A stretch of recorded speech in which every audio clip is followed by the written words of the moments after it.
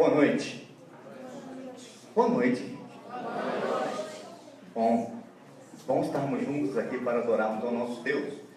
Eu queria dar 2 avisos. Os meninos ali que estão lá fora trabalhando na nossa cantina. Nós temos uma cantina hoje especial, cujo intuito é arrecadar fundos para a realização do encontro de jovens. Então, por favor, se você puder participar depois e contribuir desta maneira, será muito bem-vinda a sua participação. Eles pediram para informar que eles venderão também convites para um almoço de domingo que vem.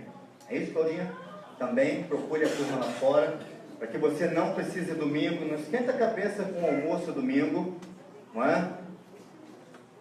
Turma aí que faz almoço em casa, né, Bruno? Hugo. Você faz, Hugo? Ele é ruim, tá vendo? Você não precisa de fazer, mas o Bruno faz. Você não precisa de fazer almoço no domingo. Então, e participa. E a gente tem um tempo de comunhão aqui também. Próximo domingo, após a escola dominical. Irmãos e irmãs, próximo domingo, na nossa escola dominical, por ocasião da nossa escola dominical, nós teremos a nossa assembleia para a eleição de diáconos e presbíteros, como já é do conhecimento da igreja. E normalmente eu faço as comunicações, as orientações na escola dominical. Então, aproveitando que esse é o último domingo, eu preciso de voltar a fazer esse comunicado, lembrar para você que é membro, que você é convocado para estar aqui domingo para participar da Assembleia. Diante das nossas decisões, eu preciso de lembrar uma coisa para a igreja, foi dito aqui numa das minhas orientações. Nós temos vencendo o cargo de 2 presbíteros e 5 diáconos. É isso, Vicente?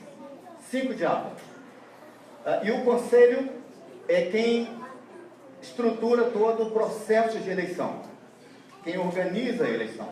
Então eu quero informar a igreja novamente que, embora estejam vencendo o mandato de 2 presbíteros, o conselho convoca a igreja para a eleição de apenas um presbítero.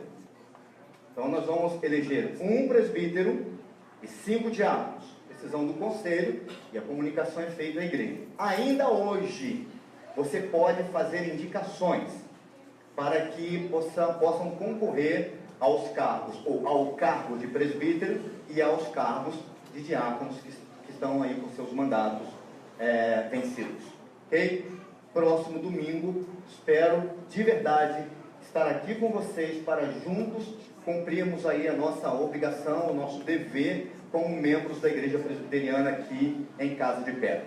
Deus abençoe a todos. Obrigado.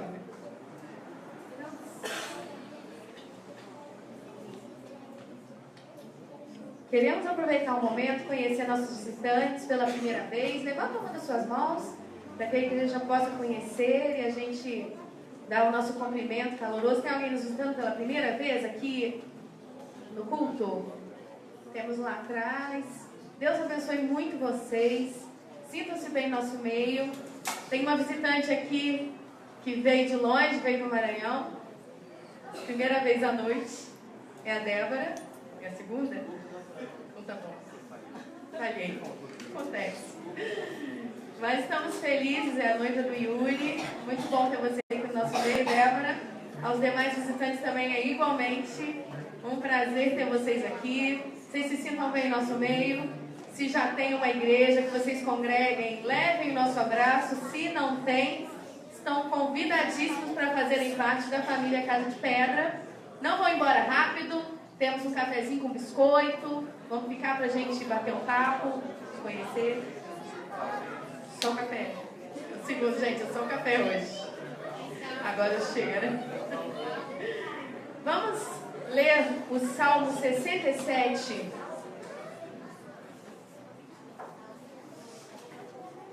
A uma só voz, todos. Deus tenha misericórdia de nós e nos abençoe, e faça resplandecer o seu rosto sobre nós, para que se conheça na terra o teu caminho, e entre todas as nações a tua salvação. Louvem-te a ti, ó Deus, os povos, louvam-te os povos todos. Alegrem-se e regozijem as nações, pois julgará os povos com equidade e governará as nações sobre a terra. Louvem-te a ti, ó Deus, os povos. Louvem-te os povos todos. Então a terra dará o seu fruto, e Deus, o nosso Deus, nos abençoará. Deus nos abençoará, e todas as extremidades da terra o temerão.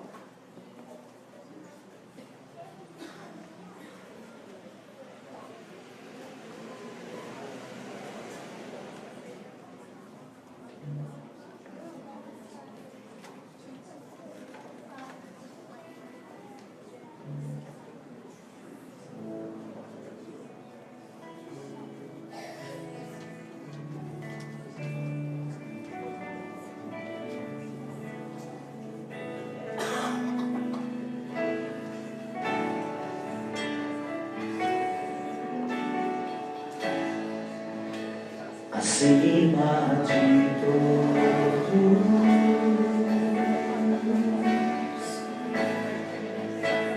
acima de tudo,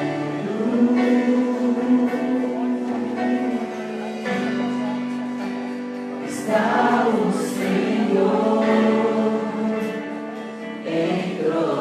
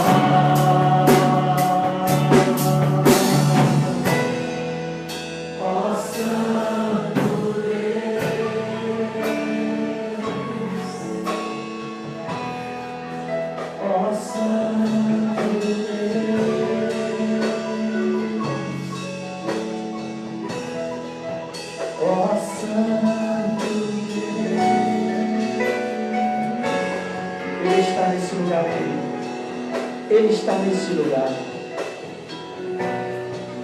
Jesus marcou encontro hoje aqui nesse lugar com você. Ele está aqui nesse lugar. Veja com os olhos da fé, querido, abre o coração para você adorar Ele. Deus está nesse lugar. Agora é possível que eu e você estejamos aqui, mas nosso coração, nosso pensamento esteja em outro lugar. Deus está aqui. Deus marcou esse encontro com você. Deus sabia que você estava hoje aqui. Deus está aqui. O Espírito Santo de Deus toca em cada coração. Espírito Santo de Deus conforte e console cada coração nesse lugar. Tu és santo.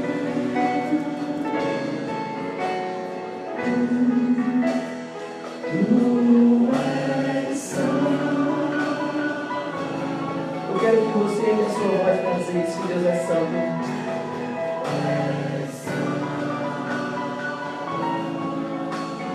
Diga mais alto, mais alto.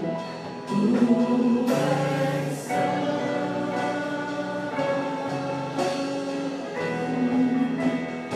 Tu és santo.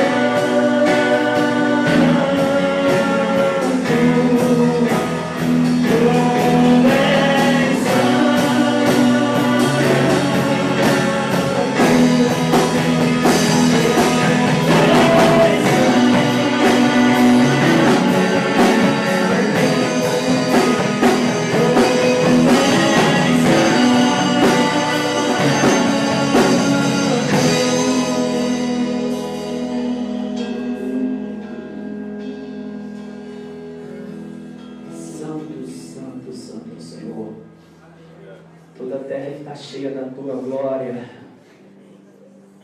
Querida, a conversa agora é só com Deus, tá? Conversa com quem está do lado, não, é só com Jesus. Tem tanto tempo para a gente conversar, até por WhatsApp você conversa com o seu amigo.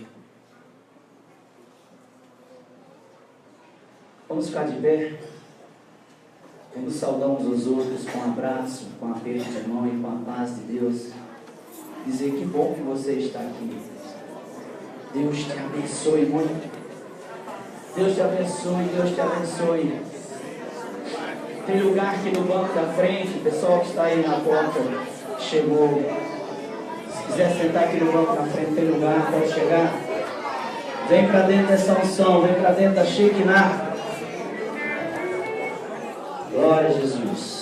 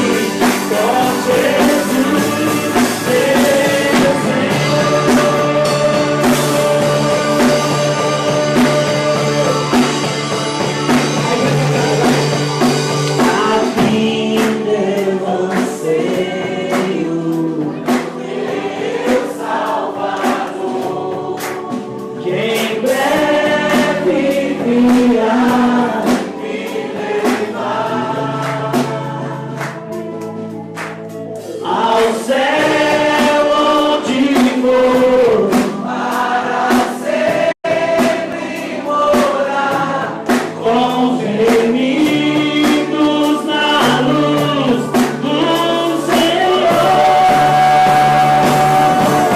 Sou feliz com Jesus. Sou feliz com Jesus, meu Senhor. Sou feliz com Jesus. Sou feliz com Jesus, meu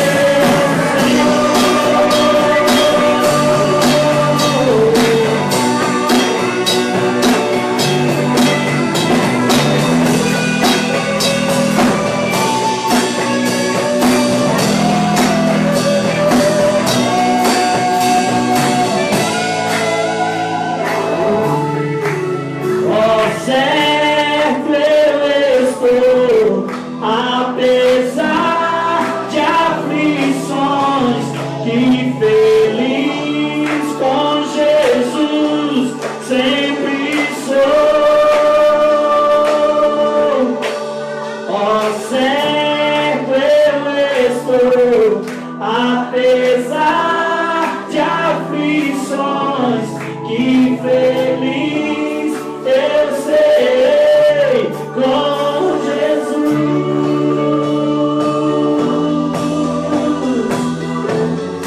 No mundo tereis aflições, mas tenho bom ânimo. Eu venci o mundo. Louvado seja Deus.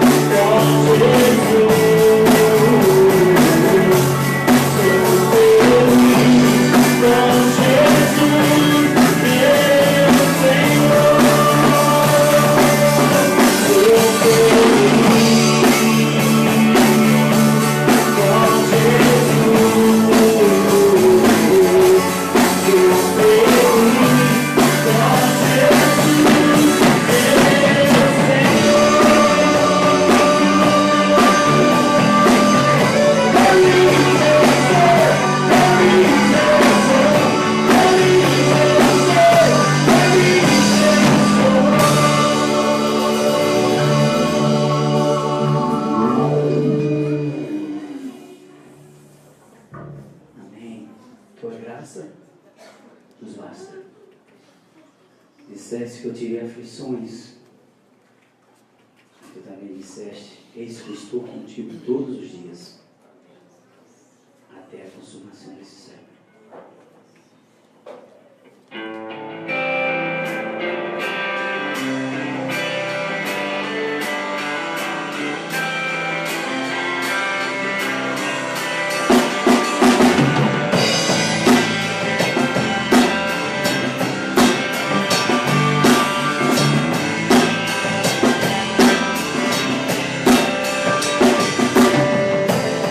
Disseste que nunca me deixaria. Disseste que a vida me abalaria. Disseste que no mundo eu teria aflições. Mas eu sei, quando o mundo vai ao meu redor, teus braços me seguram. Quando o mundo vai ao meu redor, quando o mundo vai ao meu redor, e as forças se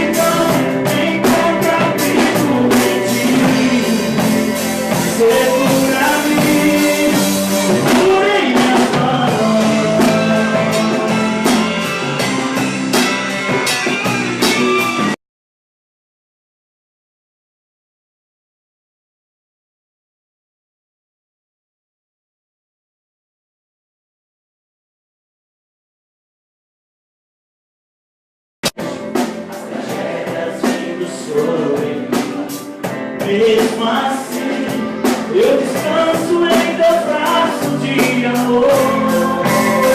Pois eu sei, quando tudo vai ao meu redor, teus braços me seguram. Quando tudo vai ao meu redor, é esperança pra mim. Quando tudo vai ao meu redor, as forças se vão, encontro amigo em ti. Segura aqui, segura em minhas mãos. Mas quando o dia brilha o sol, ele vem. Está esfriando. Mas quando a noite ele venceu. Quando o mundo cai ao meu redor, teus braços me seguram. Quando o mundo cai ao meu redor, é a esperança pra mim. Quando o mundo cai ao meu redor e as forças se vão, encontro abrigo em ti. Segura-me. Quando o mundo cai ao meu redor, teus braços me seguram. Quando o mundo cai ao meu redor, é a esperança pra mim. Quando o mundo cai ao meu redor e as forças se vão, encontro abrigo em ti. Segura-me, segura em minhas mãos.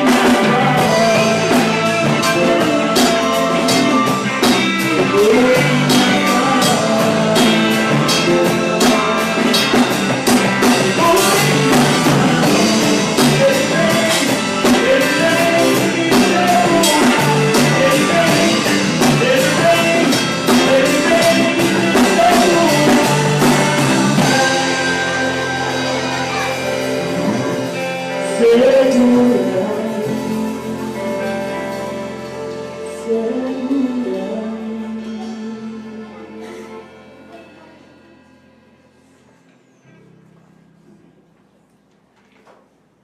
Ontem de manhã, 7h30 da manhã, mais ou menos, de Barra de Piraí para a Volta Redonda, o carro me ultrapassa. Mas não deu nem para ver a placa. Devia estar uns 200 por hora. Logo lá na frente eu vejo um pedaço do carro e eu... Foi quando eu vi o carro estava lá todo acabado. E uma jovem dizia que era porque estava atrasada. Eu disse, e agora? Tu não vai ter que esperar? Graças a Deus tu não tem nenhum arranhão. E ela liga pro meu celular para ver se eu acho. Aí eu não conseguia ligar lá, parece que não tinha área. E quando eu consegui retornar a ligação, eu falei para ela, achou o celular? Me achei. Eu disse, Deus está te dando uma nova chance. Deus está te dando uma nova chance. Você podia estar como não está agora. Querido, Deus sempre tem uma nova chance, sempre um novo para nós. E o que nós vamos fazer? E a vida que eu vou viver agora? Como vai ser? Deus te dá uma nova chance, Deus te dá um novo dia, Deus sempre te dá um novo amanhecer. E para quê? Para que tu vive isso? Para que vivemos isso? Tem mais sentido viver para a honra e para a glória de Deus. Faz todo um sentido melhor. Viver uma vida para adorar a Deus. Creia nisso. Faça isso. Tenha a sua vida para honrar e glorificar a Deus. É bem mais fácil. Deus está te dando uma chance hoje. Vamos louvar?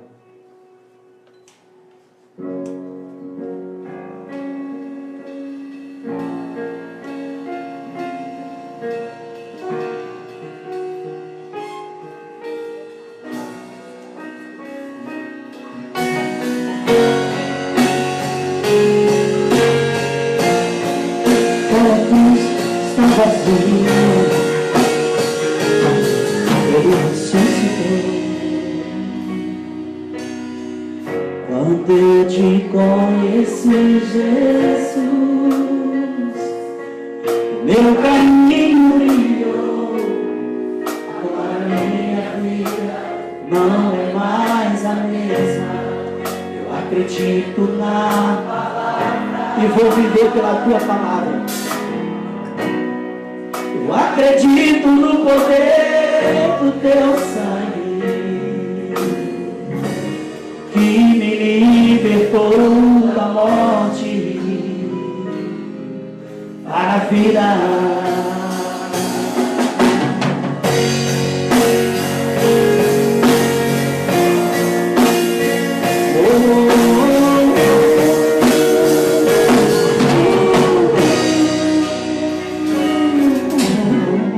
Quando eu te conheci, Jesus,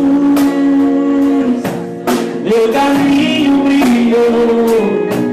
Agora minha vida não é mais a mesma. Eu acredito na palavra.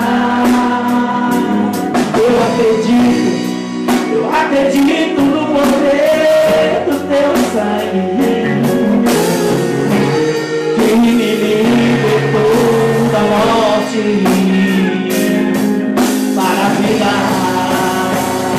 Sabe como é que eu tenho que viver? E a vida que eu vou viver agora é pra um motivo menor. Isso viu pelo poder do Espírito Santo, o poder do amor, da ressurreição. E aquela velha cruz está vazia agora.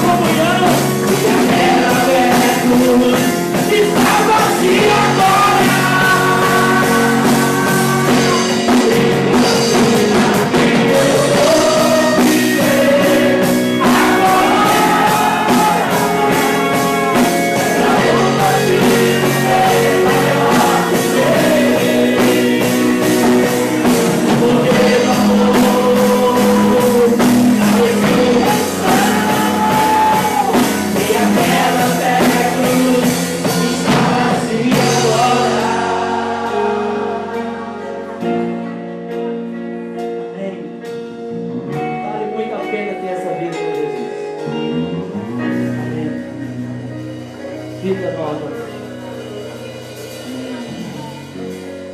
Amém. As criancinhas vão vir aqui à frente, né? Para orar, para assistir um grande culto de louvor a Deus e adoração a Ele, né?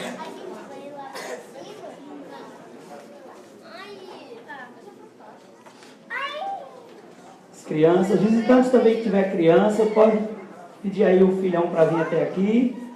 Vem cá, Neto Júnior. Só quer ser o neto agora. Né? Vamos orar, irmãos? Cadê os pais das crianças? Vamos fazer antes, estender as mãos sobre elas e a gente orar, abençoando esse culto aqui também, maravilhoso lá em cima. Deus, assim como já tem falado até agora, continue falando conosco nesse culto. Abençoe a tua palavra que vai ser ministrada para essas crianças. Que elas aprendam, que elas guardem e cresçam no modo e no ensinamento da tua palavra. Abençoe os pais. Continue que esses pais sejam sempre na tua presença, para que eles sejam um modelo para essas crianças. Que os pais continuem sendo fortes na fé e que ajude as crianças a crescer em sabedoria, crescendo na graça e no conhecimento de Deus. Em nome de Jesus. Amém.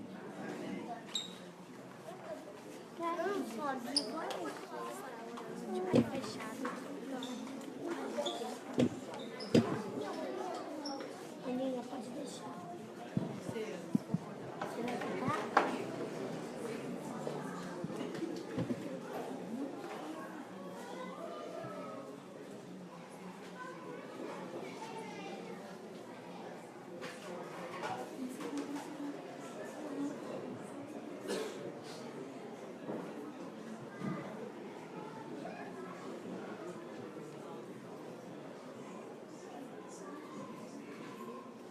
Nós temos conversado aqui a respeito de expectativas, quando a essência da vida está em jogo. E esse é um tema que tem sido bem interessante de pensar, refletir acerca dessa temática, porque nós vivemos uma época de falsas expectativas. Nós vivemos um tempo em que a sociedade moderna, ela deposita suas expectativas em muitas coisas. E assim nós vamos alimentando falsas expectativas. E a falsa expectativa, ela não vai se concretizar, ela não vai se realizar. E então ela vai se tornar uma frustração. Em linhas gerais, é isso que a gente tem procurado corrigir, repensar, refletir, tentar, à luz da palavra de Deus, ajustar as nossas expectativas biblicamente. O que Deus espera de nós e o que nós podemos esperar de Deus. Afinal de contas, tem coisas que nós esperamos de Deus que Deus não prometeu na sua palavra em cumprir para a gente, em fazer para a gente. A gente precisa corrigir isso. E crendo que este seja um momento um tema tão bacana de se pensar e tão atual, eu queria pedir vocês, a gente vai fazer um teste aqui agora, de 2 minutos, eu queria pedir a sua colaboração para esse teste. Eu queria que, se você que puder, acessar o seu Facebook agora, compartilhar o momento, o lugar onde você está. Eu estou na igreja e o pastor vai começar a pregar. Queria que você assistisse. Vamos fazer isso? 2 minutos? Vamos, gente. É um teste que nosso departamento de mídia da igreja vai fazer. A gente vai medir isso depois, se tem alcance, se não tem. Gente, é só para isso. Não precisa ler Facebook depois e ficar lendo até o final do culto, não. Senão vai queimar. Então vamos lá? 2 minutos, contando.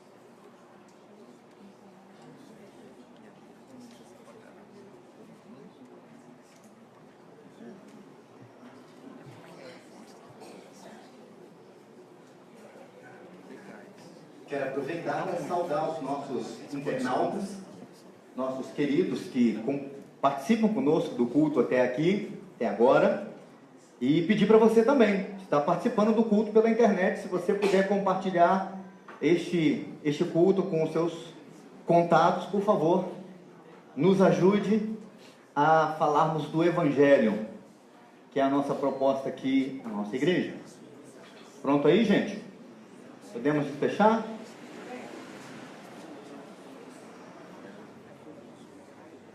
É agora que a gente descobre quem manda texto grande.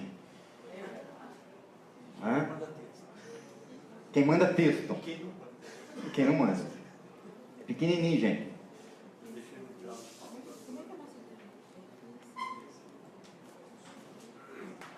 Vamos lá. Pode fechar aí o seu celular. Obrigado pela colaboração de vocês. A gente está aprendendo a usar aí as nossas mídias. Temos lugar aqui na frente. Davi e Priscila vieram para cá. Pode puxar a fila aí de quem quiser chegar para cá. Se tiver alguém lá fora. Quero convidar vocês a abrirem as Bíblias de vocês no Evangelho segundo Lucas, no capítulo 9, a partir do versículo 1.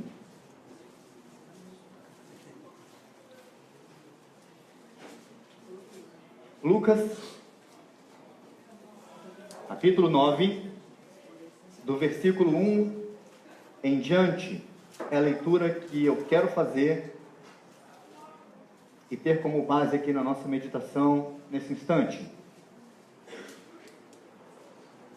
Mesmo assentado, você por favor acompanhe a leitura que eu passo a fazer e compartilhe a sua Bíblia por favor com alguém, seja próximo a você. Lucas é um evangelista muito peculiar. Lucas ele escreve o seu evangelho a partir de uma investigação, uma cuidadosa investigação. Quando você estiver na sua casa lendo o evangelho de Lucas, você confere isso. Lucas diz assim no início do seu evangelho: assim como muitos empreenderam escrever sobre as coisas que aconteceram com Jesus, igualmente a nós nos pareceu por bem escrever e fazer algo depois de acurada investigação e entregar-te a ti, ó excelentíssimo Teófilo, as coisas que aconteceram entre nós acerca de Jesus.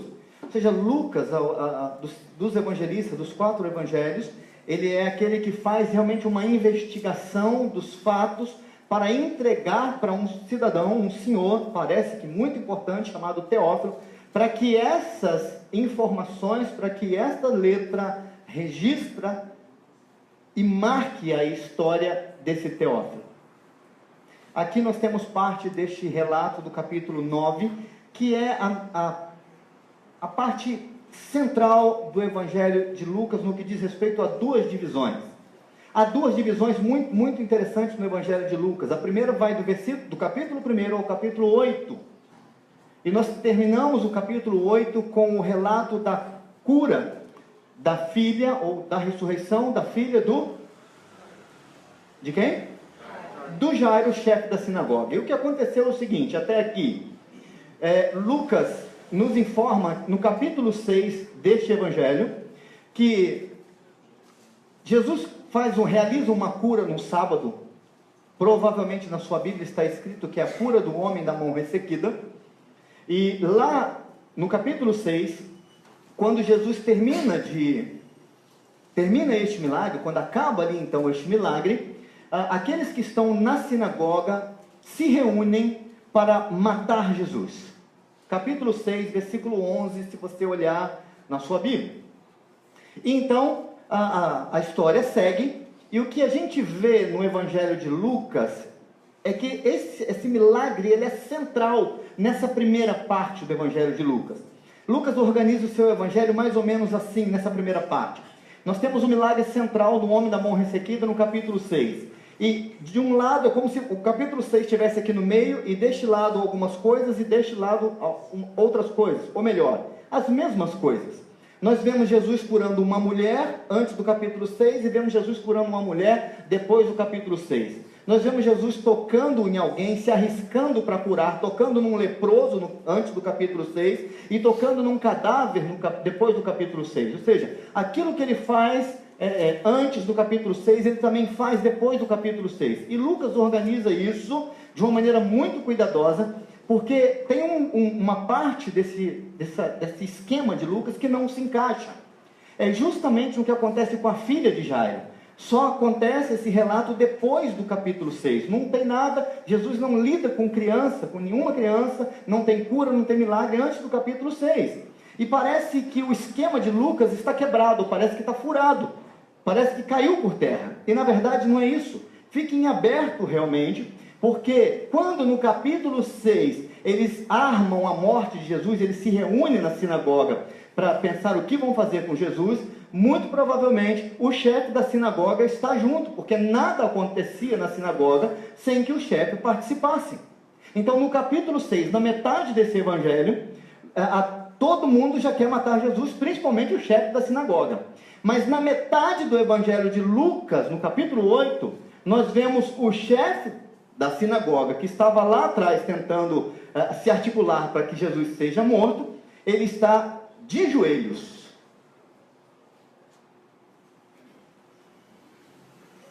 aos pés de Jesus. O que Lucas quer mostrar com isso? Exatamente isso. A maneira como Jesus vai lidar com essas oposições. No Evangelho de Lucas, nós vamos ver o tempo inteiro Jesus tendo que dizer quem ele é. Desde o início. Os improváveis, quem não deveria reconhecer quem Jesus é, Filho de Deus, acabam reconhecendo. E quem deveria não faz isso de jeito nenhum. Lucas vai mostrando isso o tempo inteiro. E no meio disso, ele mostra esse esquema para nos dizer, olha só, capítulo 9, quem queria matar Jesus agora já tem gente dessa turma se curvando diante de Jesus. Vou ler o capítulo 9 com vocês. Tendo Jesus convocado os 12, deu-lhes poder e autoridade sobre todos os demônios e para efetuarem curas. Grave essa informação. Jesus empoderou esses homens. Deu poder para os seus discípulos, para que eles, com autoridade sobre os demônios, e para efetuarem curas. Também os enviou a pregar o reino de Deus e a curar os enfermos. E disse-lhes, nada leveis para o caminho, nem bordão, nem alforge, nem pão, nem dinheiro, nem deveis ter 2 túnicas. Na casa em que entrardes, ali permanecei e dali saireis. E onde quer que não vos receberem, ao sairdes daquela cidade, sacudi o pó dos vossos pés, em testemunho contra eles. Nós vemos que Paulo faz isso lá em Atos dos Apóstolos, também de uma mesma forma, no capítulo 13, versículo 51 de Atos, diz assim, e estes, sacudindo contra aqueles o pó dos pés, partiram para Icônio. Seguindo. Então, saindo, percorriam todas as aldeias, anunciando o Evangelho e efetuando curas por toda parte. Ou seja, Jesus transfere poder para os seus discípulos e eles saem para pregar o Evangelho como Cristo mandou. Mas então, nós temos uma informação que parece que está desconectada aqui neste Evangelho, nessa parte. Porque se a gente lendo o versículo 6, o ideal, dentro da narrativa histórica aqui, seria nós vermos lá o versículo 10. Olha aí como termina o 6, e a gente poderia pular lá para o 10. Eles vão, fazem as curas, versículo 10. Ao regressarem os apóstolos, não é isso? Mas tem uma informação aqui no meio. Diz assim, ora, o tetrarca Herodes soube de tudo o que se passava e ficou perplexo, porque alguns diziam, João ressuscitou dentre os mortos. Outros, Elias apareceu. E outros, ressurgiu dos antigos profetas. Herodes, porém, disse, eu mandei decapitar a João. Quem é, pois, este a respeito do qual tenho ouvido tais coisas? E se esforçava para vê-lo. Deixa eu te informar já por que essa parte está aqui. Porque na segunda metade, a segunda porção do Evangelho, ou a segunda metade do Evangelho de Lucas, ganha o seu ápice na conversa de Jesus com seus discípulos, quando Jesus pergunta para os discípulos, então, o que o pessoal está dizendo aí, quem sou eu? E os discípulos começam a dizer, olha, uns dizem que o senhor é João Batista, outros dizem que é Elias, tal, e aí, tá, mas e vocês? Vocês dizem que eu sou quem? E Pedro, então, responde o quê? Tu és o Cristo, o Filho do Deus vivo. E ele diz, muito bem, Simão Barjonas, foi você que te revelou, mas o próprio Pai te revelou isso. Então, essa partezinha aqui dessa informação de Herodes significa o seguinte, Jesus não tem paz aqui não é porque o chefe da sinagoga agora já se curva diante dele que agora está tranquila a coisa. O Herodes está de antena ligada. E aqui Lucas prepara o ambiente do seu leitor, o nosso amigo Teófilo, para que quando os discípulos fossem conversar com Jesus, ele pudesse se lembrar também que até o próprio Herodes queria saber quem é Jesus. Bom, seguindo o versículo 10, eles voltam então, gente. Depois de Jesus dar-lhes poder, eles voltam. Ao regressarem, os apóstolos relataram a Jesus tudo quanto tinham feito. E levando-os consigo, retirou-os à parte para uma cidade chamada Betsaida. Mas as multidões, ao saberem, seguiram. Acolhendo-as, falava-lhes a respeito do reino de Deus e socorriam os que tinham necessidade de cura. Mas o dia começava a declinar. Então, se aproximaram os 12 e lhe disseram: despede a multidão, para que, indo às aldeias e campos circunvizinhos, se hospedem e achem alimento, pois estamos aqui em lugar deserto. Ele, porém, lhes disse: dai-lhes vós mesmos de comer. Responderam eles: não temos mais do que 5 pães e 2 peixes. Salve-se nós mesmos. Fomos comprar comida para todo este povo, porque estavam ali cerca de 5.000 homens.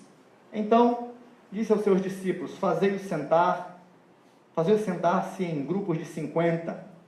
Eles atenderam, acomodando a todos, e tomando os 5 pães e os 2 peixes, erguendo os olhos para o céu, os abençoou, partiu e deu aos discípulos para que os distribuíssem entre o povo. Todos comeram e se fartaram, e dos pedaços que ainda sobejaram foram recolhidos 12 cestos. Até aqui, nossa leitura. Quero convidar você para uma pequena oração. Mais uma.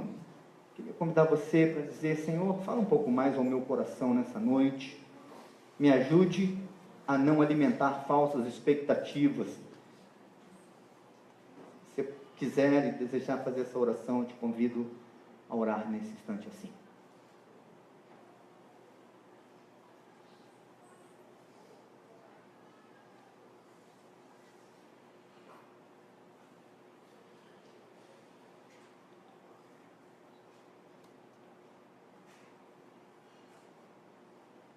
Obrigado, Senhor, por estarmos juntos neste lugar.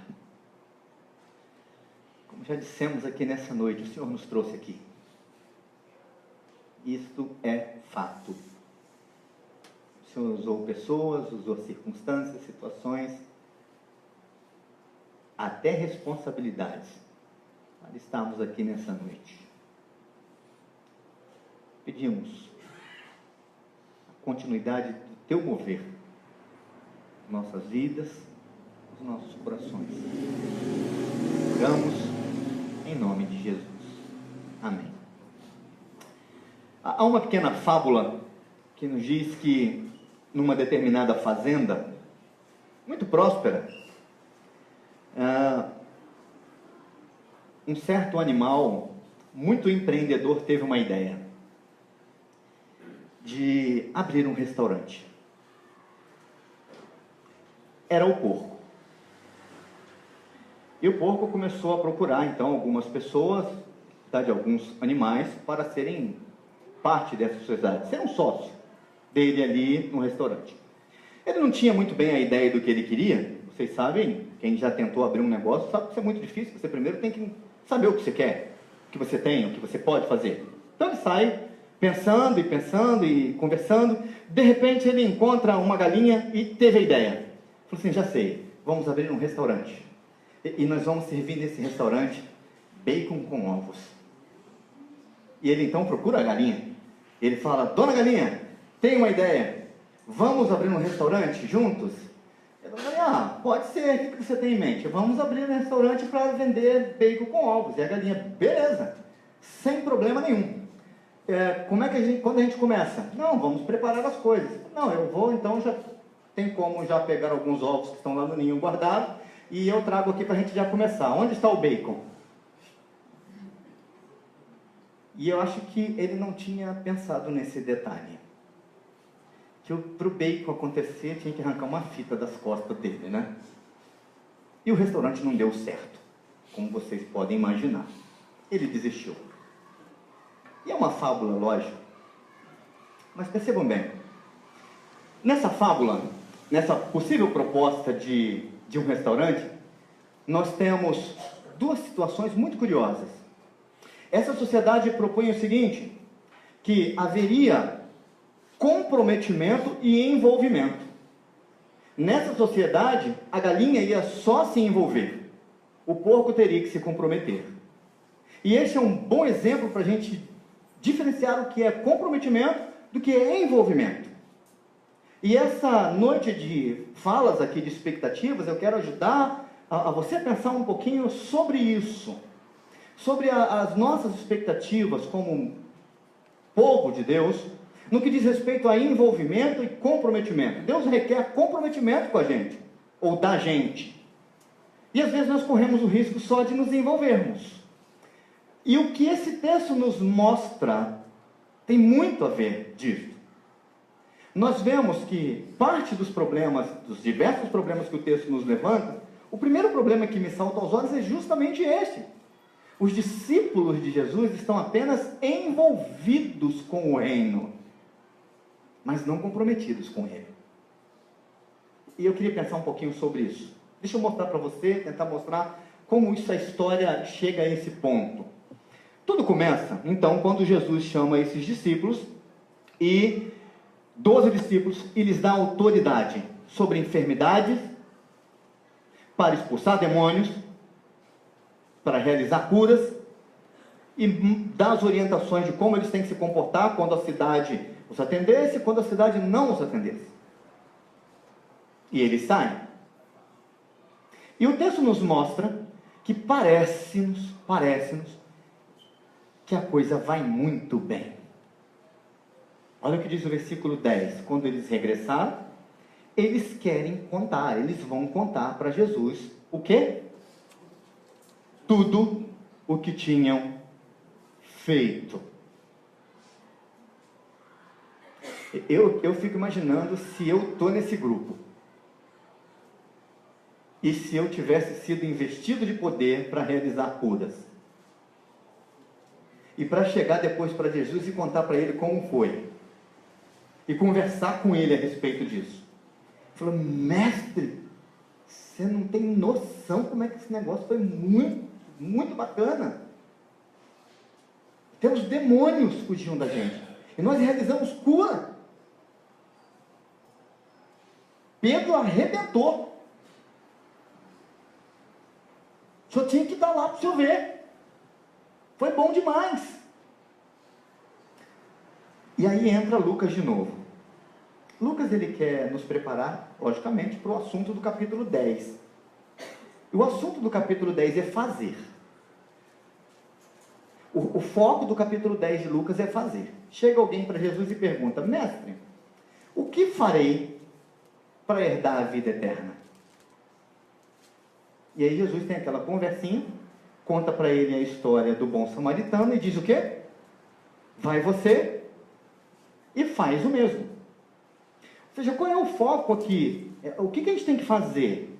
O quanto a gente pode fazer? O quanto nós somos bons quando nós fazemos? O foco está aqui. E Jesus vai corrigir isso lá com aquela historinha do final do capítulo 10 de Maria e Marta. Nós temos uma que faz e nós temos outra que parece que não faz.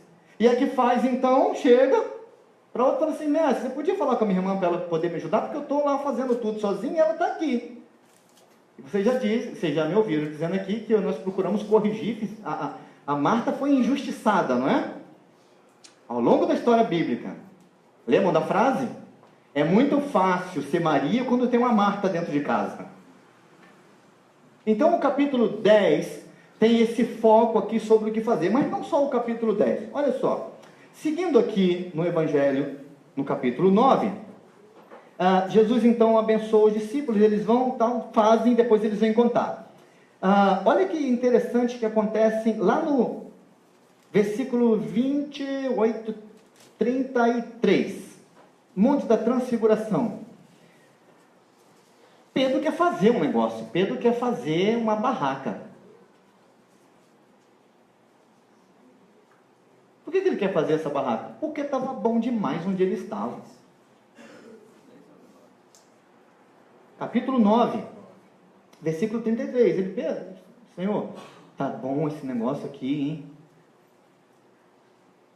Nós, Senhor, Moisés, Elias, vamos fazer uma tenda? A gente fica aqui. E o Pedro é aquele que faz, não é? Gente que faz.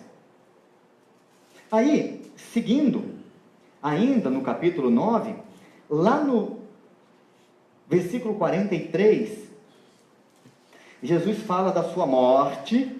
Eu acho fantástico isso que Lucas faz. Capítulo 9, versículo 43. Todos estão maravilhados com o quê? Com o que Jesus faz, não com o que ele fala. Lucas quer destacar isso. Nós vemos outros evangelhos e até Lucas fala em algum momento. Olha, ele ensinava como quem tinha autoridade. As pessoas ficavam maravilhadas com a sua forma de ensinar. Mas aqui qual é o foco? Fazer. E a turma está de olho no que Jesus pode fazer, não no que Jesus tinha para falar. Até porque aqui ele está dizendo que de novo ele vai morrer. Mas eles não se preocupam com isso, não é o foco aqui, é o que Jesus pode fazer. Então, essa dinâmica do que pode ser feito, lá no capítulo 10, nós começamos a história com outros que Jesus envia. Envia de novo, e eles voltam outra vez, aí são 70 que voltam para contar o que eles tinham feito. Então, essa dinâmica de se preocupar com o que se faz, com quanto a gente pode fazer, de que maneira a gente faz, isso é bem de longo tempo, próprio do ser humano.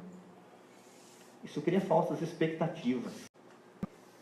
Deixa eu falar de uma expectativa que eu creio Deus não ter a respeito de nós.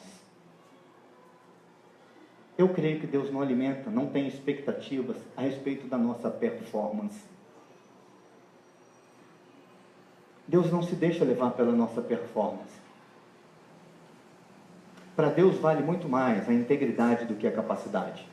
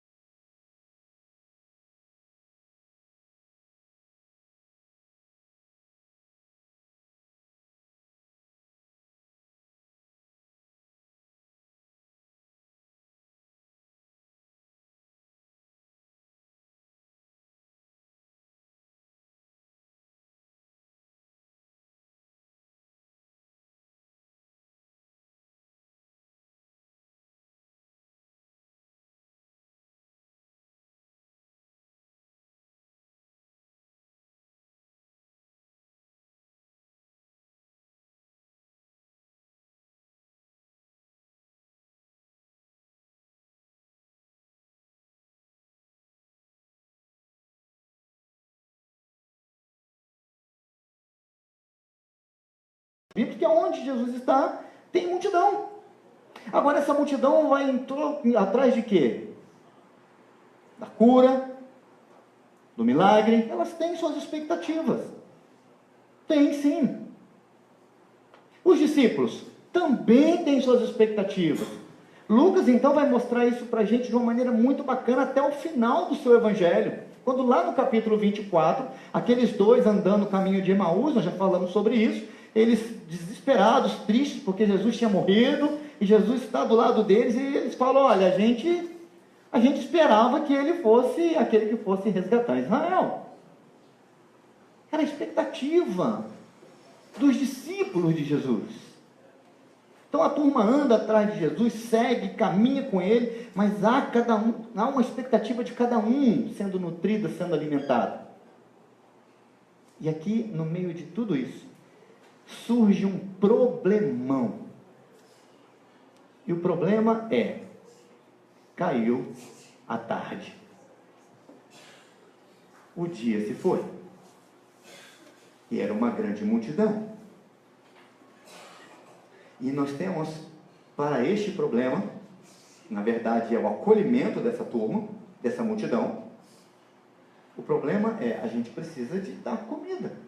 A gente precisa de acolher, não tem lugar para eles ficarem. Os discípulos falam isso. Se eles forem, eles procurem e comprem alguma coisa para comer e encontrem lugar para ficar. Este é o problema. Então, a tarde traz isso, a noite traz isso. E nós temos a solução apresentada ou proposta pelos discípulos. A solução que os discípulos apresentam para Jesus é: manda a turma embora.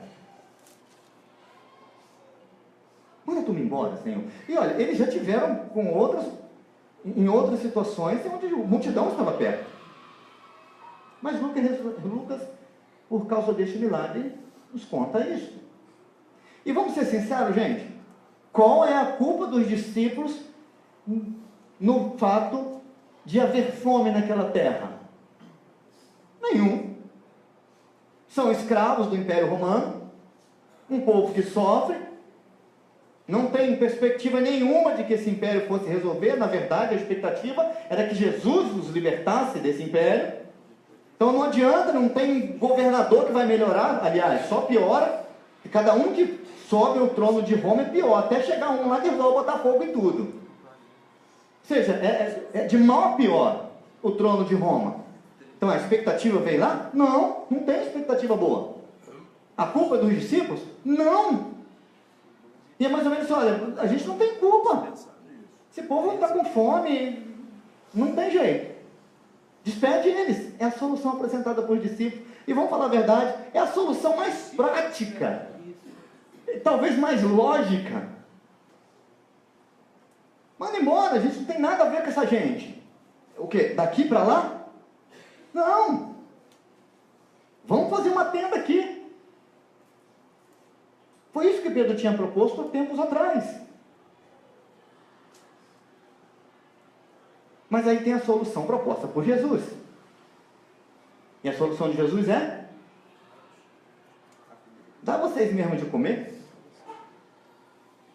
Isso deve ter dado um nó na cabeça dessa turma. Eu queria estar perto do Pedro essa hora. Falei: e aí, Pedrão, você não resolve tudo? Vai. Mata essa no peito. Porque a pergunta é: como? Como? Não tem 10 pães nesse negócio. Mas essa é a solução de Jesus. Agora, por que os discípulos apresentam essa solução?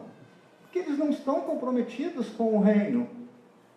Só tem envolvimento. Perceba, gente, o seguinte: por que eles não se lembraram que Jesus tinha investido eles de autoridade, de poder?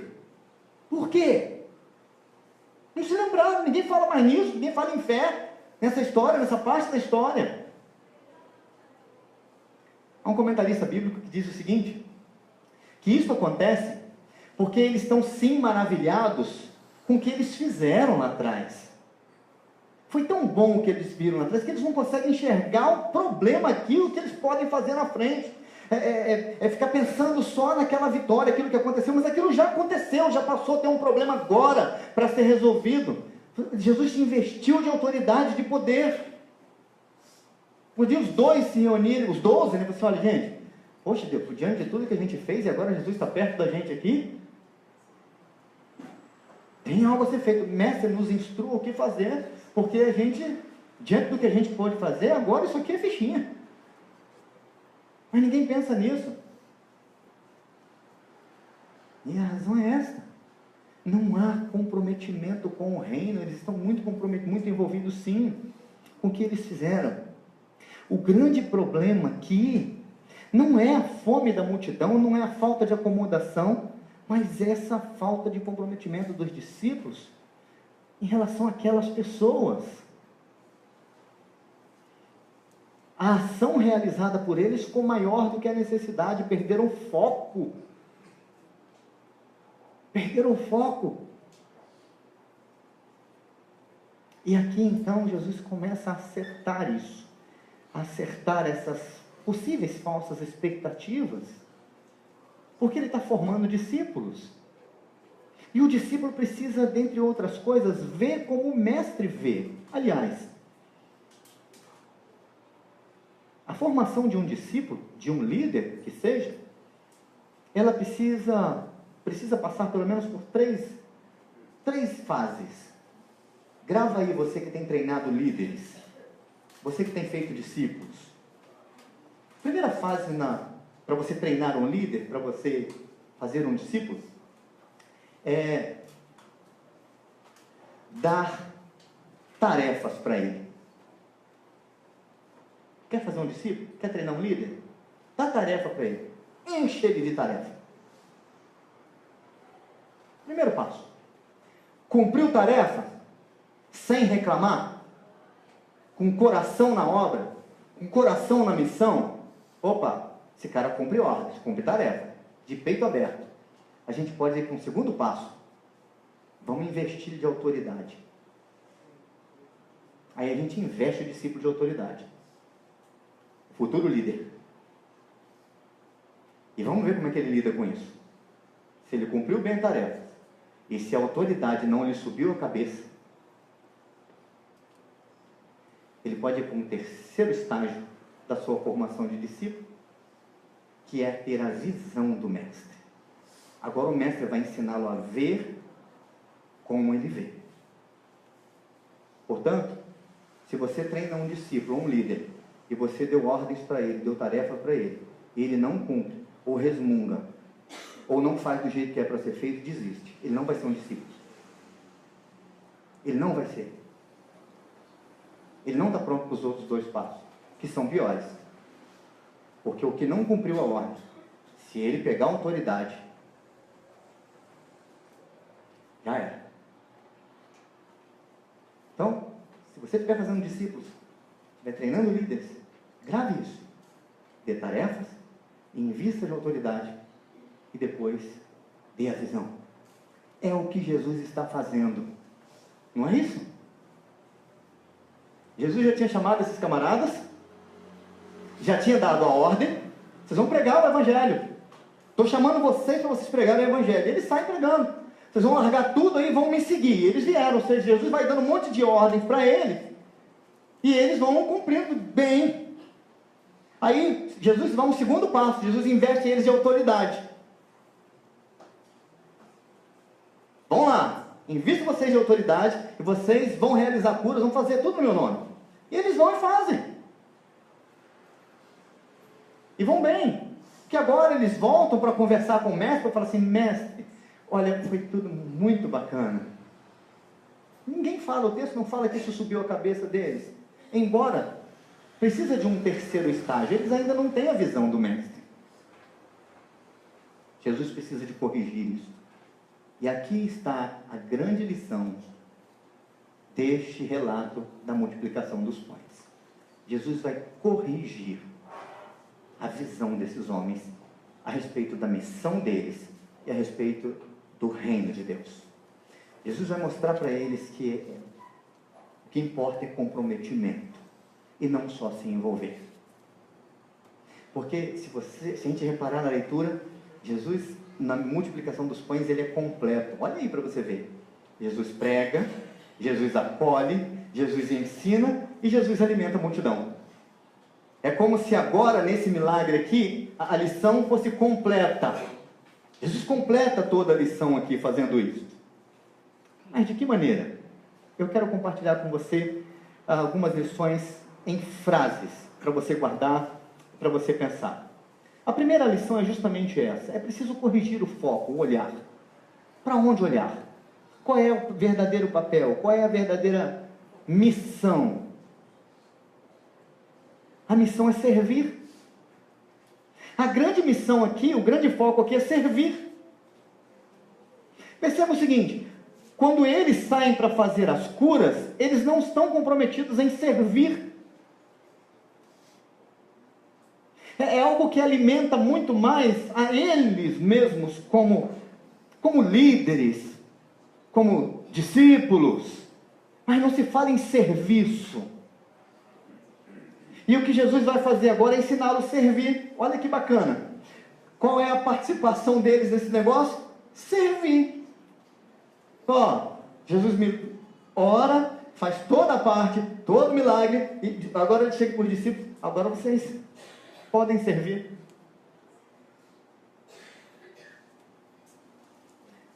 Essa palavra servir em relação a Jesus é muito mal interpretada nesses dias. Existe um evangelho sendo pregado aí que fala que Jesus veio servir a gente. Jesus é um servo, sim, servo sofredor, humilde servo de Deus.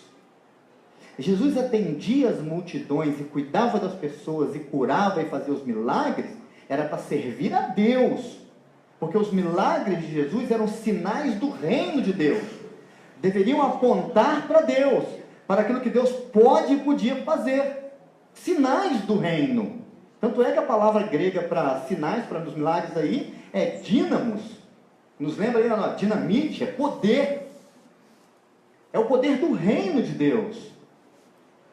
Então Jesus precisa ensinar, olhar para estes homens, ou com estes homens, e fazê-los ver qual é o verdadeiro papel deles. Eu fico imaginando depois da conversa, depois de olhar isso, porque o Evangelho diz que eles não entenderam muito isso. Quando Jesus acalma a tempestade, eles terminam o autor do Evangelho dizendo assim, e eles não entenderam nada do que estava acontecendo quando Jesus acalma a tempestade, porque eles não tinham nem entendido a multiplicação dos pães.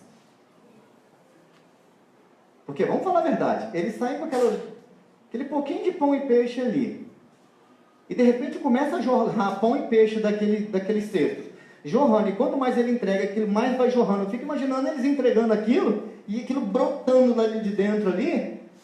Pensa no desespero desses homens olhando, tropeçando no dedo, né? Porque deve ter sido uma loucura aquilo.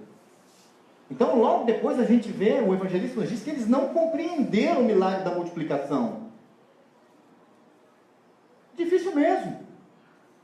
Mas eu fico imaginando então eles participando disso, e talvez alguém deve pensar, poxa, mas qual foi a nossa participação nisso? Vamos avaliar aqui, nós 12?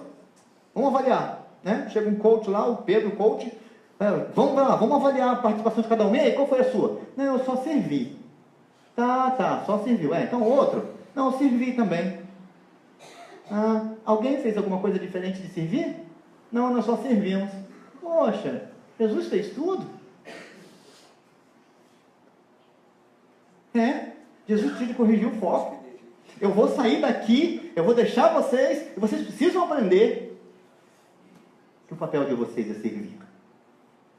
A primeira coisa que Jesus faz aqui, então, de verdade, para corrigir tudo isso, as falsas expectativas, é corrigir o foco de visão, o olhar dos seus discípulos. Corrigir para que vocês estão aqui, para que eu chamei vocês.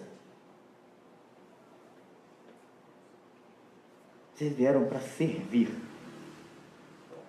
Agora, gente imperfeita, limitada, inculta, homens rudes, que tinham experimentado de um grande poder, agora eles servem pessoas.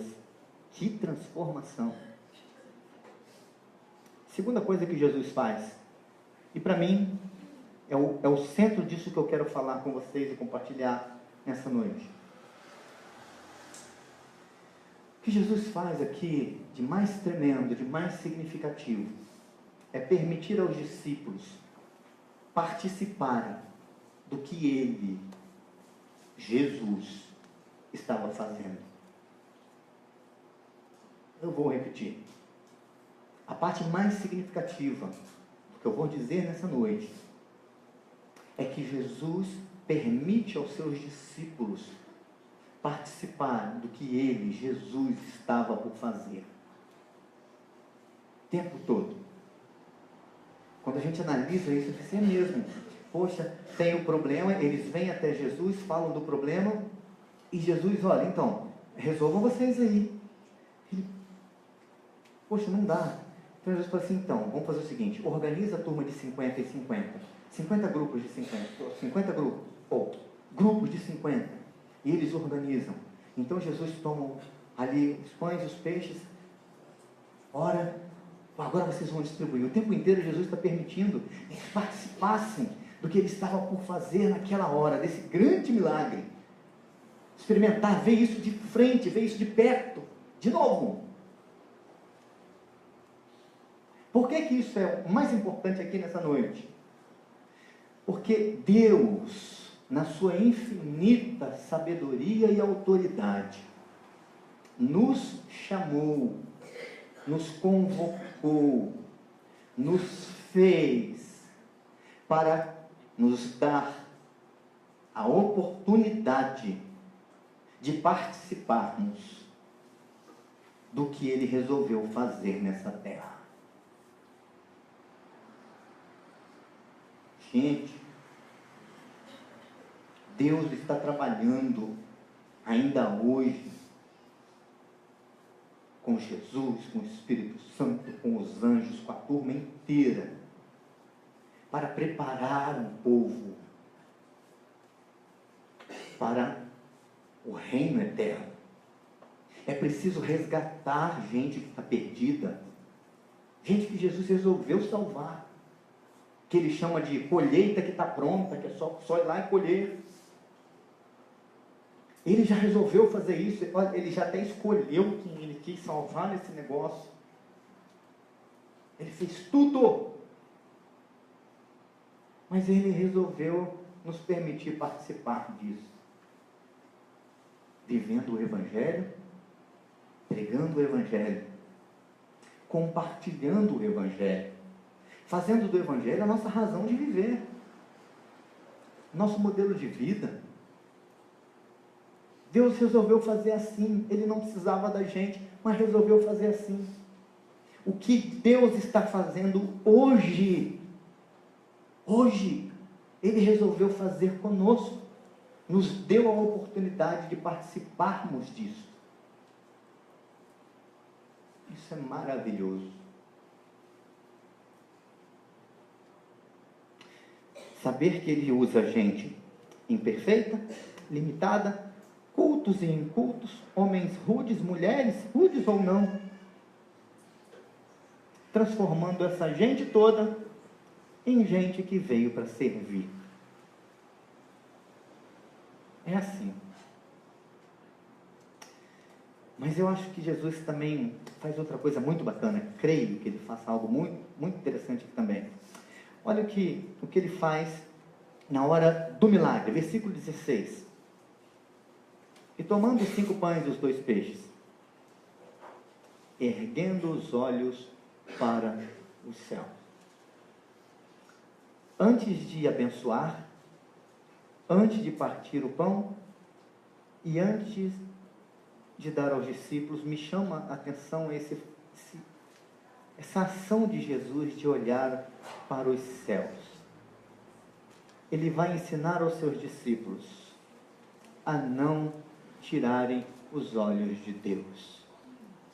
Ele vai ensinar os seus discípulos a olharem para Deus, a olharem para os céus, como primeira ação,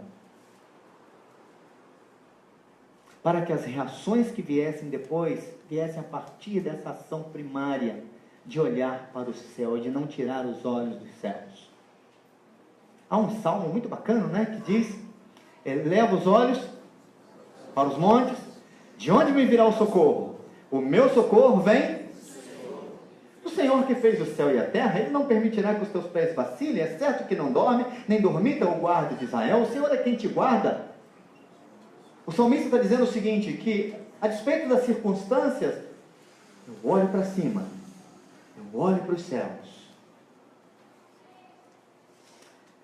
Quando a gente tira os olhos dos céus, a gente passa a olhar para a terra. Dizem que numa escola, certa região do país, tinha um garoto que era o centro das atenções, que era o mais terrível da escola. Terrível, diz que ninguém podia com ele. Ele já tinha passado por todas as escolas e aquela era a última.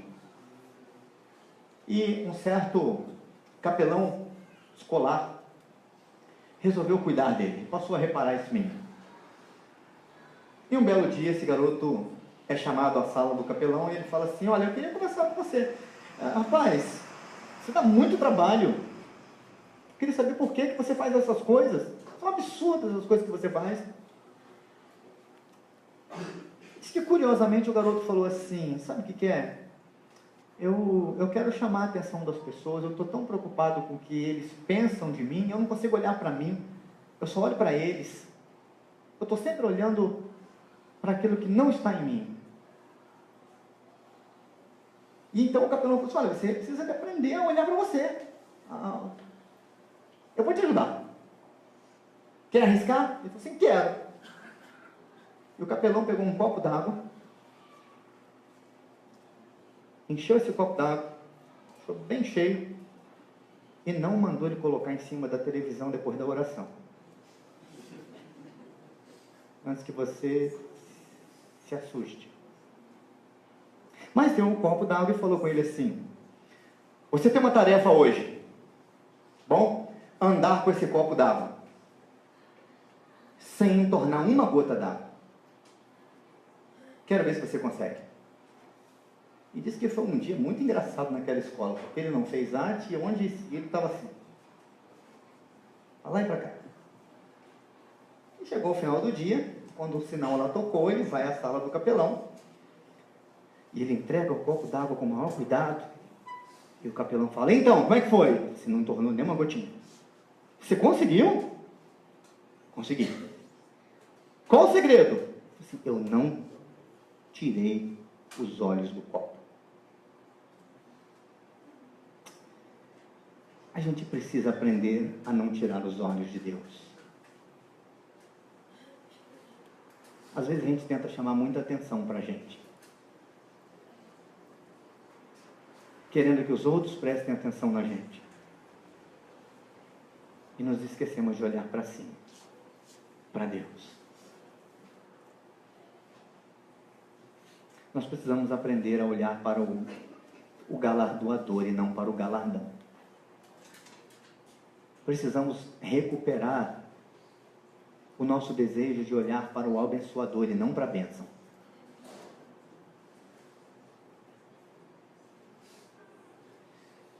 Então, ao final de tudo isso, Jesus permite que esses discípulos saiam para uma outra lição e uma outra lição, que eles vão orar mais vezes e andarem juntos com seu mestre. Quando eu estava no seminário, eu aprendi vários tipos, modelos de sermão. E teve um modelo de sermão que é muito pouco utilizado por aqui no Brasil, que é chamado de o sermão das 4 páginas. O sermão das 4 páginas, ele funciona basicamente da seguinte forma. Na primeira página, nós procuramos encontrar qual é o problema no texto bíblico. Qual é o problema nos tempos de Jesus. Primeira página do sermão. Essa primeira página só vai falar disso. O problema nos dias de Jesus. Mas a segunda página é quando a gente pega esse problema nos dias de Jesus e aplicamos integralmente nos nossos dias. Ou seja, o problema nos dias de Jesus é o mesmo problema dos nossos dias. Assim funciona o sermão das 4 páginas. Só que na terceira página nós olhamos para a solução do problema nos dias de Jesus, no texto bíblico. E pegamos essa mesma solução de problemas e aplicamos na quarta página, quando a solução ela vem para o presente. Deixe-me usar desse modelo para encerrar esse sermão. Qual é o problema no texto, nos dias de Jesus? O problema nos dias de Jesus é que aqueles discípulos estavam envolvidos com o reino de Deus e não comprometidos com o reino de Deus. O problema no presente, nós corremos o risco de nos envolvermos com o reino de Deus e não nos comprometermos com o reino de Deus. Ah, pastor, mas o que é o reino de Deus? O reino de Deus é o governo de Deus. O ato de Deus governar governar a nossa vida, a nossa história, as nossas ações e decisões. O reino de Deus é o lugar onde Ele governa, ou seja, tudo. Porque nós corremos o risco de estarmos comprometidos com o nosso governo, da nossa história, da nossa vida. Então o problema no passado é envolvimento e não comprometimento com o reino. O problema no presente é envolvimento e não comprometimento com o reino. Qual a solução no presente? Ou a solução no passado? Desculpa. Jesus possibilita uma ação conjunta entre Ele e os discípulos para fazer algo extraordinário. Essa é a solução. Jesus chama os discípulos, organiza tudo, faz o milagre. Essa é a solução. Jesus permite que eles participem de algo fantástico para mudar a história de muita gente. Qual é a solução no presente? Deus continua usando gente, usando a mim e você, numa ação conjunta entre céus e terra, para participarmos do que Ele está fazendo. Essa é a solução. Qual é a falsa expectativa a ser corrigida? A falsa expectativa a ser corrigida é de que Jesus veio para nos servir, que nós somos os senhores. Essa é a falsa expectativa. Ele é servo sim, mas o servo de Deus, que trabalhou e viveu e morreu aqui para servir a Deus. Nós precisamos ajudar as pessoas ao redor do nosso arraial a pregar essa mensagem, que nós somos os servos, que o milagre quem faz é Jesus. Nós só carregamos os cestos. Que Deus nos abençoe, nos torne bons carregadores de cestos, porque a fonte do milagre é inesgotável. Mas infelizmente tem faltado gente para carregar cesto. Que tal se, ao participarmos da ceia, nos lembrássemos mais uma vez do exemplo maior de serviço? Eu quero convidar você a fechar os seus olhos para participarmos dessa mesa. Essa mesa é um ato maior de serviço. Alguém que serviu, resolveu servir ao Pai com tudo o que tinha realmente, com a sua própria vida. Enquanto a igreja ora, os meus irmãos presbíteros virão à frente para a gente se organizar aqui, para participarmos desta mesa. Eu queria convidar você a orar. Senhor, me ajude, me ensine a ser um carregador de cestas, a ser um servo. Ajude-me a corrigir minhas expectativas. Fala, Jesus, o Senhor não é o gênio da lâmpada que veio para me resolver com 3 desejos. Eu quero aprender a te servir.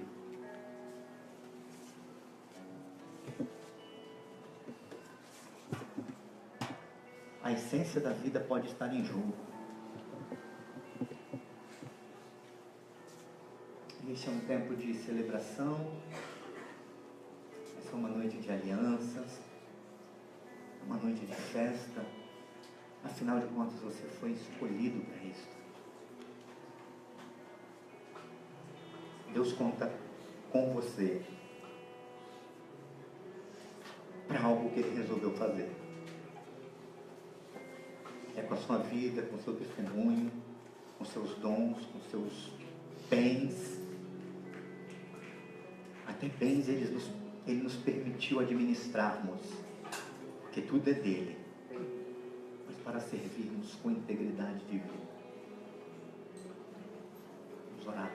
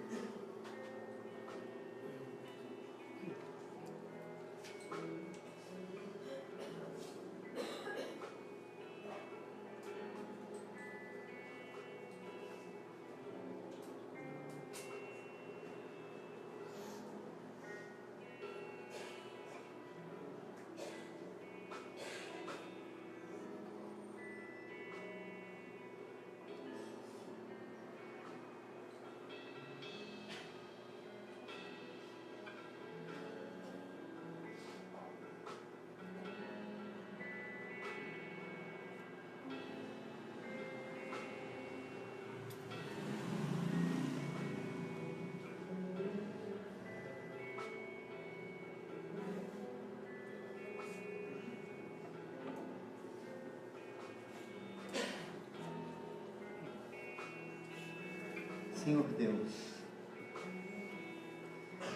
estamos diante da tua mesa,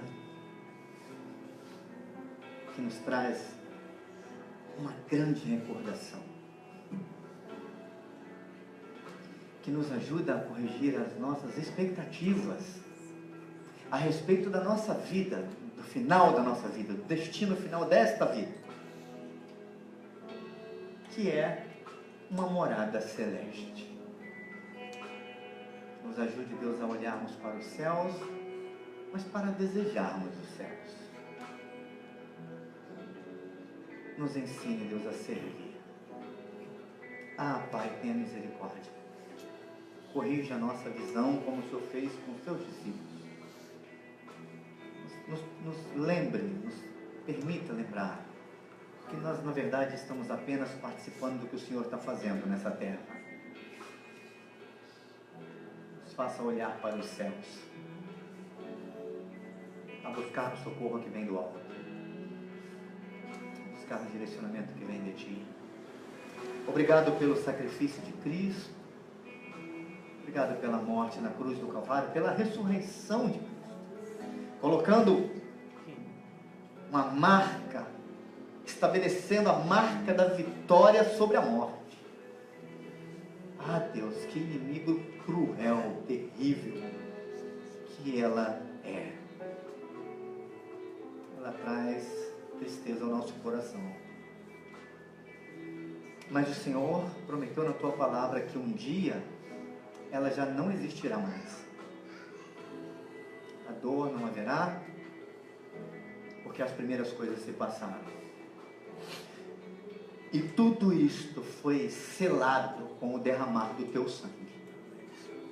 Nós estamos aqui nessa noite também para celebrarmos isto. Celebrarmos uma vitória do Senhor. Sendo Cristo o primeiro, a primícia daqueles que dormem. Ah, Pai, queremos, desejamos aprender a te servir. Desejamos aprender a desejar os céus. Obrigado por cada irmão que o Senhor trouxe aqui nessa noite, por cada irmã que o Senhor trouxe aqui neste lugar. Obrigado por esta mesa, pela ceia do Senhor, pela mesa que é Tua. E principalmente pela presença de Cristo Jesus entre nós. Louvado seja o Teu nome, bendito seja o Teu nome, em nome de Jesus. Amém. Quero convidar o nosso irmão Fernando Francisquinho, por favor. Fernando é presbítero em disponibilidade também. Convidá-lo para que ele nos auxilie na distribuição dos elementos. Queridos, esta é a mesa do Senhor. Essa não é a mesa da Igreja Presbiteriana Casa de Pedra. Essa não é a mesa da Igreja Presbiteriana do Brasil. Portanto, você, membro de uma igreja evangélica em plena comunhão com a sua igreja, está convidado a participar conosco desta mesa. Como diz o próprio apóstolo Paulo quando escreve aos Coríntios, ele diz que na noite em que foi traído, o Senhor Jesus tomou o pão, deu graças, o partiu e deu aos seus discípulos, e dizendo ainda: isto é o meu corpo oferecido por vós, comei dele todos, fazei isto em memória de mim. O corpo que seria entregue como sinal, como marca do perdão, o corpo que seria surrado, rasgado, pisado pelos nossos pecados. A dor que ele levou sobre si foi para que eu e você tivéssemos vida. Ele serviu ao Pai com sua própria vida e seu próprio corpo, e com seu exemplo nos convida a servir. Por semelhante modo, o Senhor Jesus tomou também um cálice que estava sobre a mesa e disse que aquele cálice representava uma nova aliança constituída no seu sangue. E ele disse: bebei dele todos, fazei isso em memória de mim. E o apóstolo Paulo ainda completava dizendo que todas as vezes que nós comêssemos este pão e bebêssemos esse cálice, nós anunciaríamos a volta do Senhor. Nós vamos fazer isso, anunciar que Ele vai voltar, ao participarmos dessa mesa. Quero convidar você a se colocar de pé, no gesto da sua disposição em participar dessa mesa, de participar desse momento de comunhão da Igreja de Cristo. Você que é pai, mãe, já sabe como nós trabalhamos aqui. Você vai sair do seu lugar, papai, você, mamãe, vai vir aqui pegar uma uvinha para o seu filho, para que ele possa participar da ceia, para que ele pergunte para você por que ele só pode participar com a uva, para você explicar para ele, para que ele tenha o desejo de poder fazer parte do corpo da Igreja de Cristo.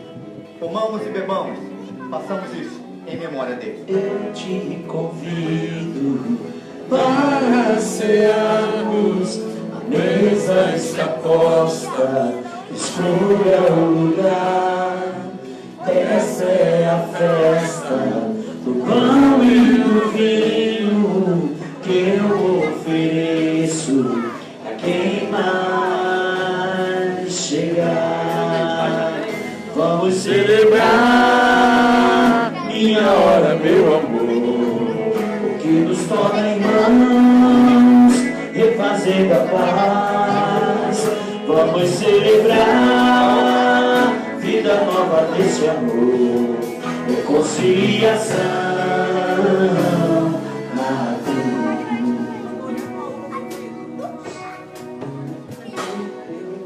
Isto é meu corpo, trigo moído, vida doada, o pão do perdão.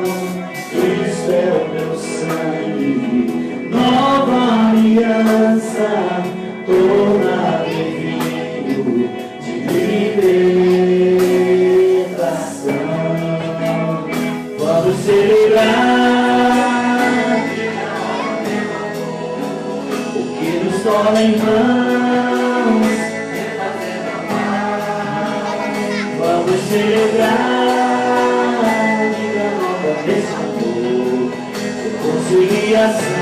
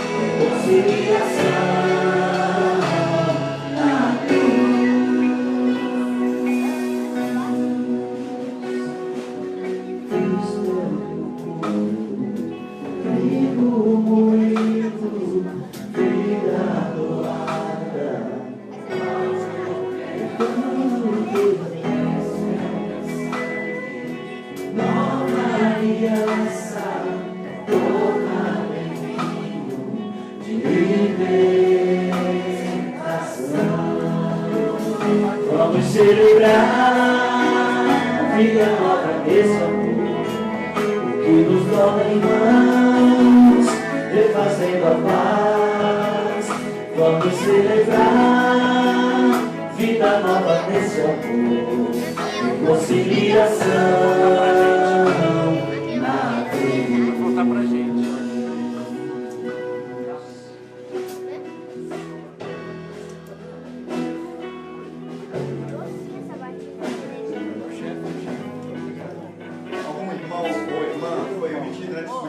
Cálice?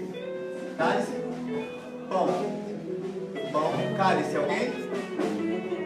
Não, só pão. Bebida de Joel. Ah, gente, vamos cantar de novo, vai? Vamos?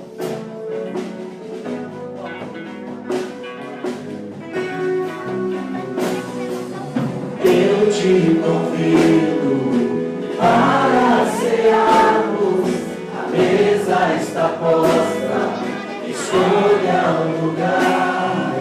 Esta é a festa do pão e do vinho que eu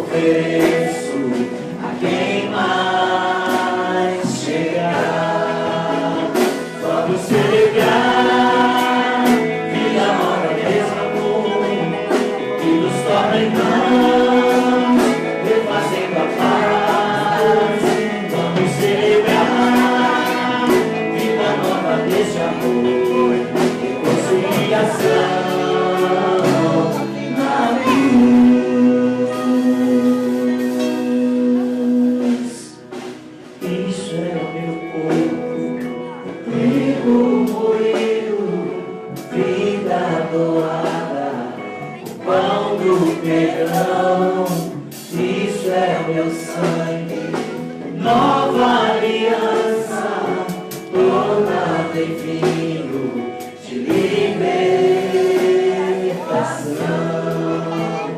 Vamos celebrar e agora meu amor, o que nos torna irmãos, trazendo a paz.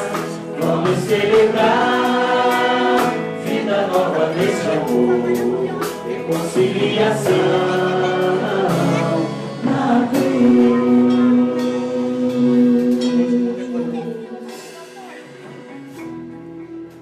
Nos tempos bíblicos, as alianças eram, sua grande maioria, seladas com sangue.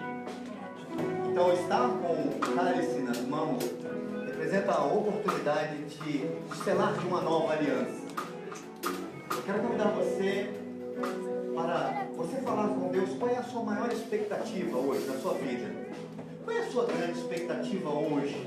Você tem vivido os seus dias direcionados, seu olhar, suas ações, suas intenções para qual expectativa? Familiar, você e sua família. Eu queria convidar você a apresentar isso, colocar isso diante de Deus agora, com o cálice na mão, com o seu pão na mão, e orar ao Senhor e falar da sua grande expectativa e colocá-la diante do Senhor. E pedir ao Senhor para que, caso ela seja uma falsa expectativa, para você pedir para que Ele divulgue, em nome de Jesus, para que Ele tire isso de você.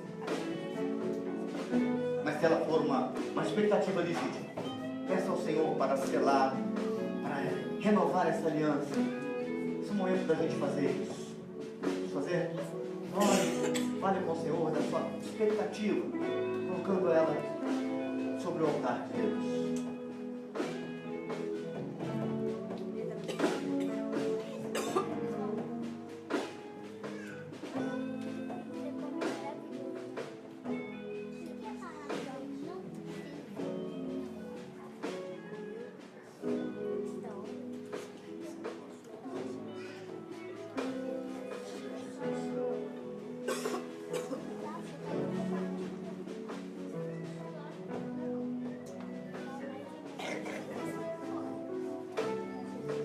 Eu te convido para cearmos, a mesa está posta, escolha o lugar. Esta é a festa do pão e do vinho que eu ofereço a quem mais chegar.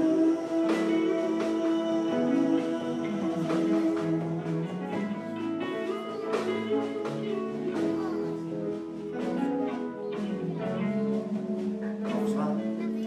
Neste momento de comermos, bebemos a ceia do Senhor. Comamos e bebamos em memória de Cristo Jesus.